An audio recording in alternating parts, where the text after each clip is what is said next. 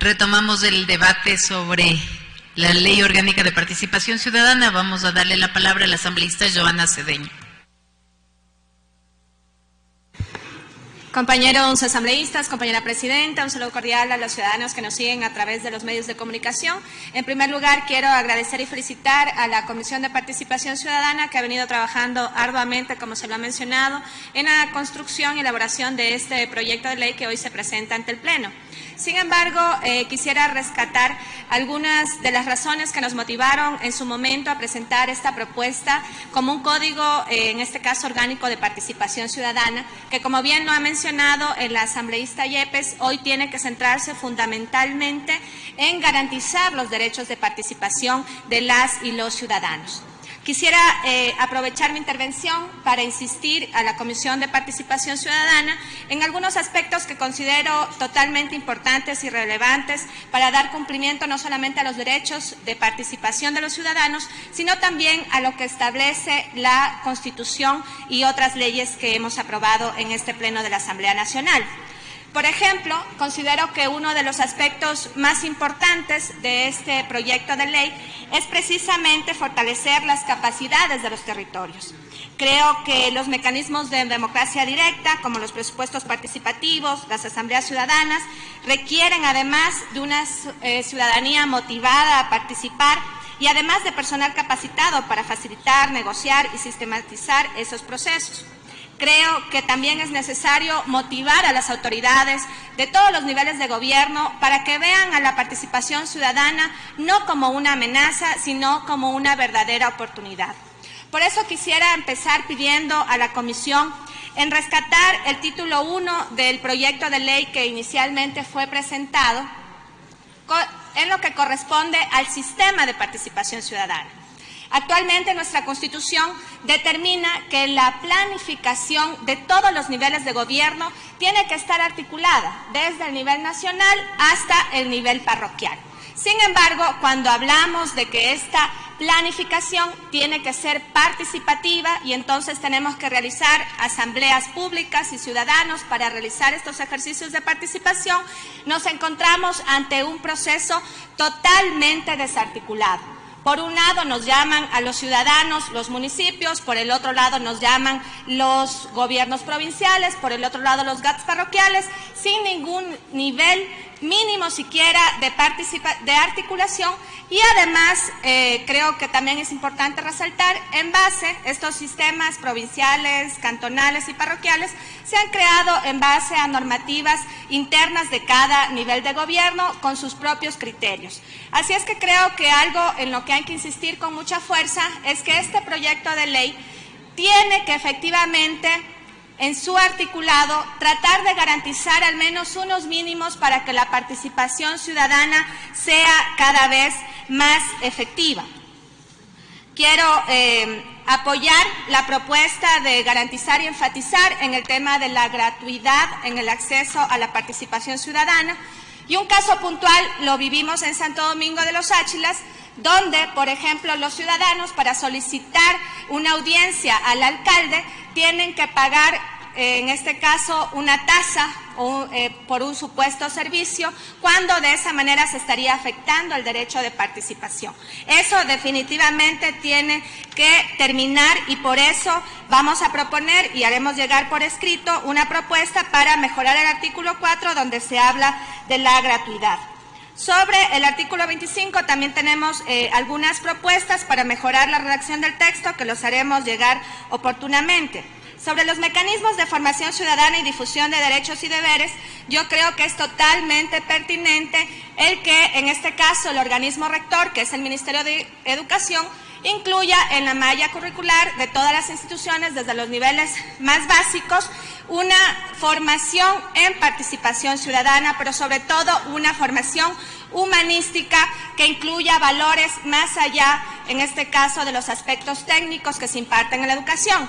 Y de igual manera, como en su momento se lo recogió en el Código Orgánico Ambiental, donde también se incorporó la obligatoriedad de recibir educación ambiental dentro de la malla curricular, creo que es necesario, al final de todo el articulado, incorporar una disposición transitoria para establecer un plazo máximo, que en este caso debería ser de alrededor de 6 meses, para que el Ministerio pueda cumplir con este objetivo y de igual manera la Asamblea pueda dar seguimiento en este aspecto.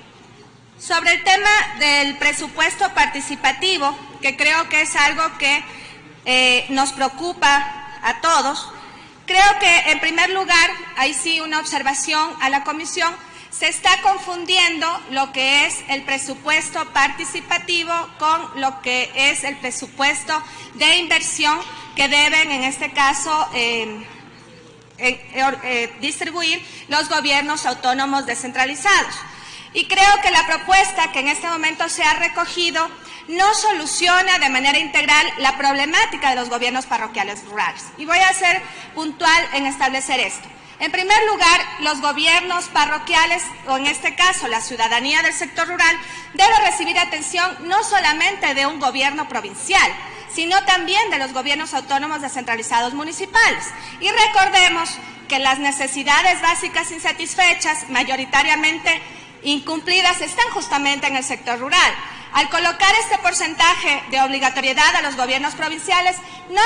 no solucionaríamos los problemas de agua potable, de alcantarillado, de servicios básicos en general que aquejan a la población rural. Además, me parece que al hablar de un presupuesto de inversión, esta es una temática que no debería estar incorporada en este proyecto de ley, sino, como en su momento también hicimos llegar a la Comisión de Gobiernos Autónomos,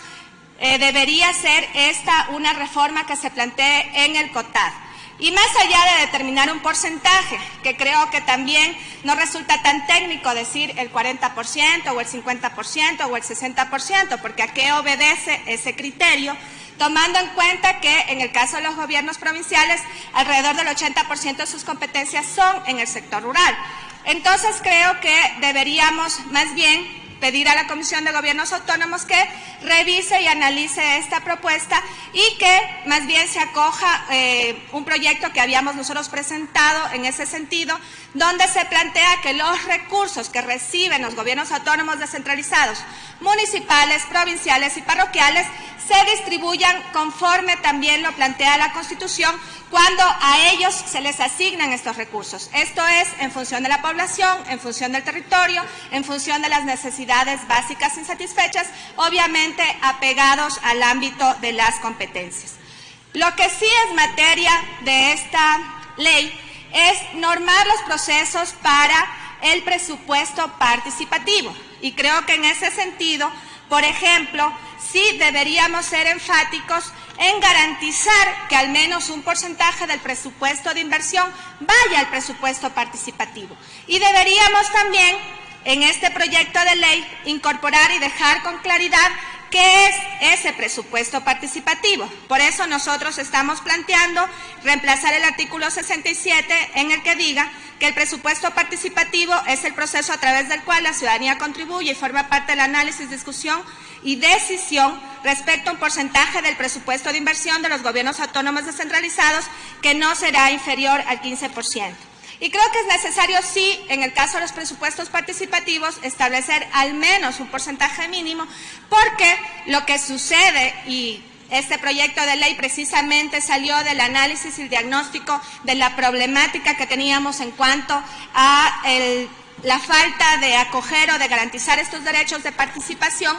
Justamente se nos hizo conocer a la Comisión de Participación en ese momento que en muchos gobiernos locales los presupuestos participativos son tan pequeños, son tan ínfimos que en realidad resultan una burla para los ciudadanos, y creo que esto debe corregirse urgentemente en este proyecto de ley.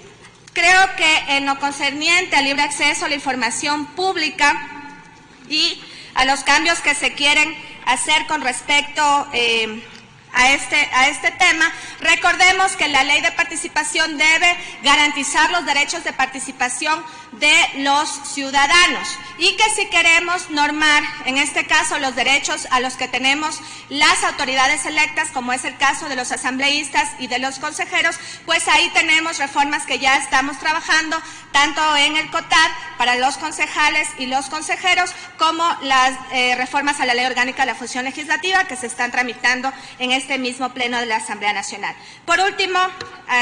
voy a hacer llegar algunas observaciones adicionales, algunas disposiciones reformatorias a otros cuerpos normativos, pero me parece también que es importante recoger la propuesta del asambleísta por un día que se ha puesto en práctica en la Asamblea Nacional en base a un proceso que ya lo ha aprobado, en este caso, el Consejo de Administración de Administración Legislativa y que ha sido aprobado a través de un reglamento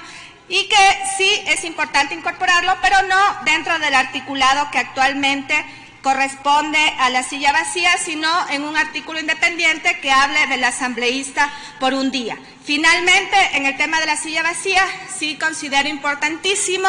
delinear aspectos para garantizar el acceso a la silla vacía. Muchos gobiernos parroquiales, provinciales y municipales se han inventado procesos donde en vez de facilitar el mecanismo de participación, lo que hacen es coartar ese derecho y creo que sobre eso tenemos que seguir trabajando, compañeras y compañeros. Gracias, señora presidenta.